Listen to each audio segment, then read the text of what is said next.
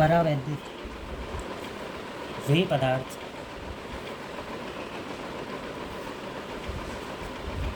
जिनमें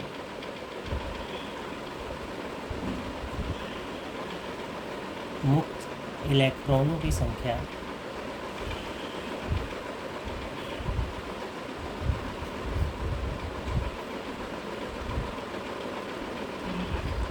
नगण्य होती है,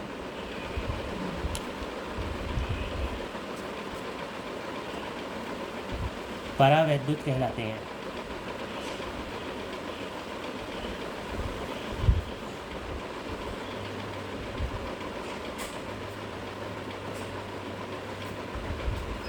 इन पदार्थों पर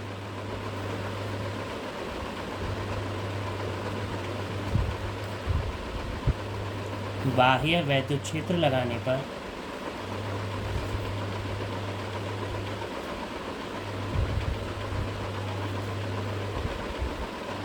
इनके पृष्ठ पर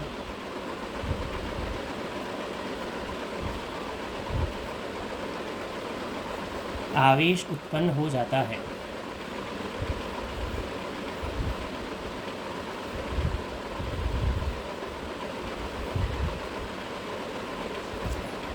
परावैद्युत के प्रकार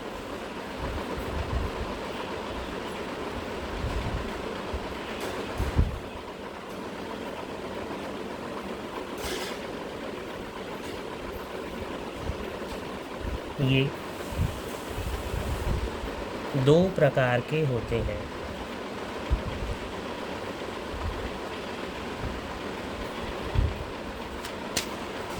पहला अध्रुवी परावैद्युत।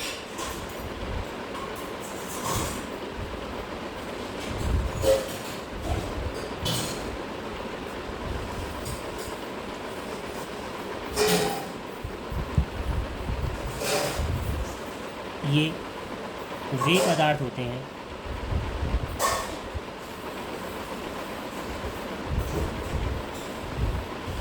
जिनमें धनावेश तथा ऋणावेश के केंद्र संपाती होते हैं।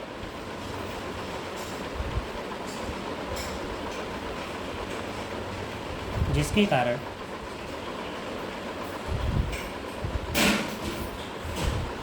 इनका द्विध्रुव आघूर्ण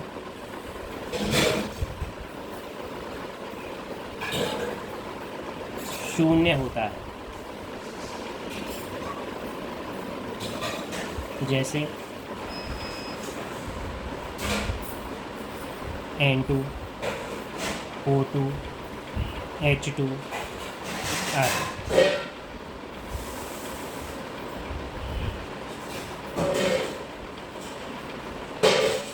इसे हम इस प्रकार से देख सकते हैं कि जब बाह्य वैद्युत क्षेत्र शून्य हो तो धनावेश और ऋणावेश एक ही बिंदु पर स्थित होते हैं। ये सभी परमाणुओं में धनावेश और ऋणावेश एक ही बिंदु पर स्थित है। किंतु जब इस पर बाह्य वैद्युत क्षेत्र लगा दिया जाता है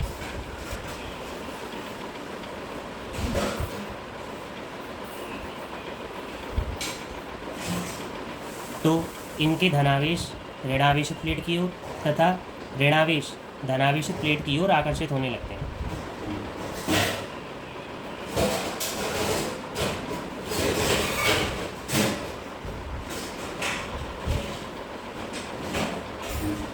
इसी प्रकार अन्य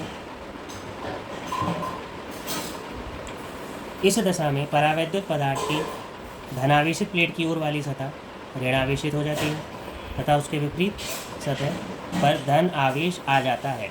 इसी घटना को परावैद्युत ध्रुवण कहते हैं।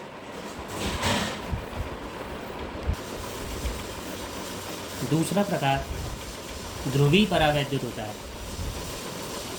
ये वे पदार्थ होते हैं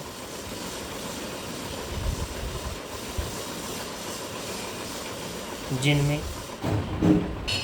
धनावेश तथा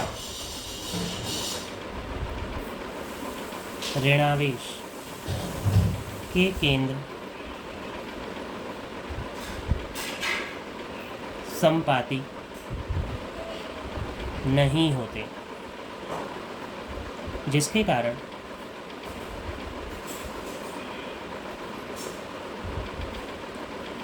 इनमें स्थायी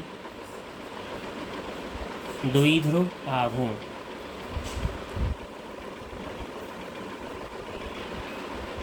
होता है, किंतु ये सभी द्विध्रुव इस प्रकार व्यवस्थित होते हैं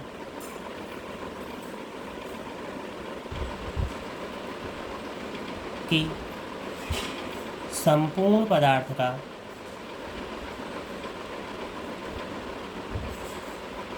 परिणामी द्विध्रुव आघूर्ण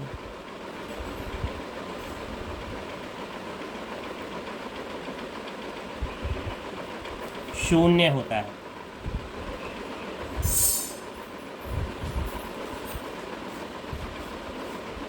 पहले इसे बाह्य वैद्युत क्षेत्र की अनुपस्थिति में देखते हैं। तो इसमें धनावेश और ऋणावेश एक दूसरे से कुछ दूरी पर स्थित है, दोनों के केंद्र अलग अलग बिंदुओं पर है, किंतु इसी के विपरीत एक अन्य द्विध्रुव कुछ इस प्रकार से व्यवस्थित हो सकता है जिससे इसका द्विध्रुव आघूर्ण संतुलित हो जाए, अर्थात परिणामी द्विध्रुव आघूर्ण पदार्थ का शून्य हो जाए।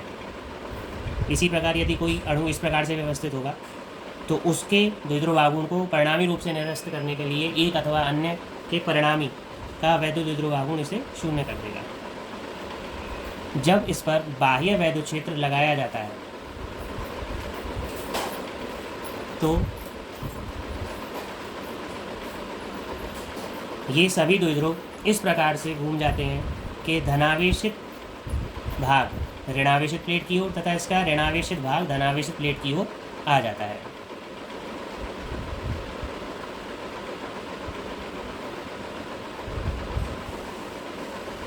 जिसके कारण इस परावैद्युत पदार्थ के पृष्ठों पर आवेश उत्पन्न हो जाता है। इसी को परावैद्युत ध्रुवण कहते हैं। परावैद्युत भंजन जब किसी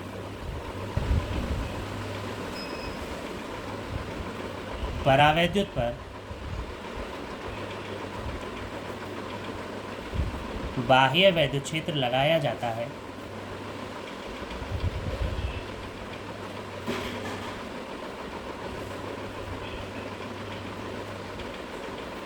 तो उसके पृष्ठों पर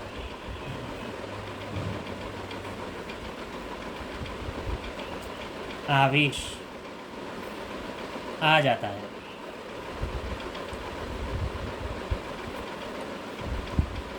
इसी घटना को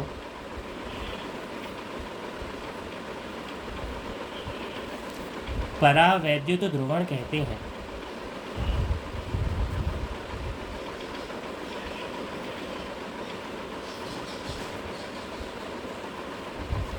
जब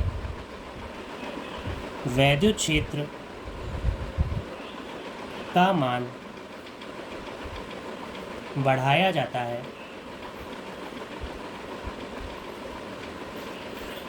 तो एक स्थिति ऐसी आती है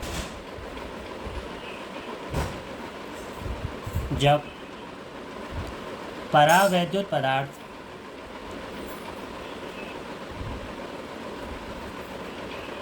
के पृष्ठों से आवेश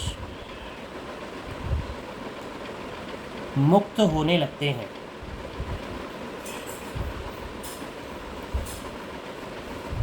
इसी दशा को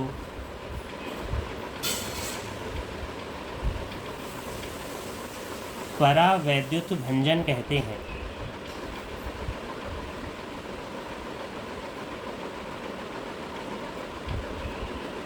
इस दशा में परावैद्युत पदार्थ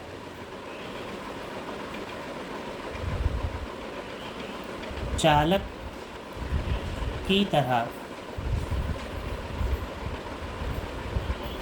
व्यवहार करने लगता है।